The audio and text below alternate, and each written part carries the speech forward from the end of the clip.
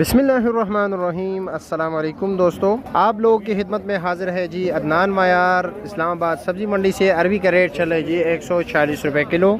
आखिरकार बंद गोभी को भी गुस्सा आ गया है जी और अपना रेट बढ़ा दिया, यानी कि 300 कर दिया, 60 रुपये किलो कर दिया। तो जी प्यारे भाइयों, फूल गोभी का रेट भी कम हो गया। अच्छा फूल गोभी बिक रहा है जी 80 रुपये किलो और नॉर्मल बिक रहा है 60 और 70 रुपये किलो। अचारी आम का रेट चल रहा है जी 60 और 70 रुपये किलो। ये अच्छे वाला जो है ना, ये भाई 90 रुपये किलो है। और शिमले का रेट चल रहा है जी 60, 70 और 80 रुपये किलो।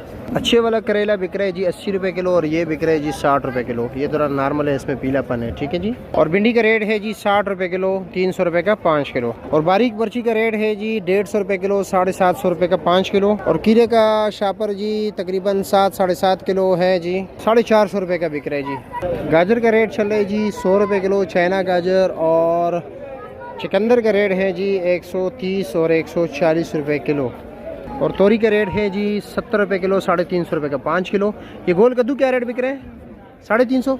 अच्छा जी, 70 रुपये किलो, ठीक हो गए। कलर बंद गोभी का रेट है जी 130 रुपये किलो, 650 रुपये का 5 किलो। पेटा कद्दू का रेट है जी 60 रुपये किलो, 300 रुपये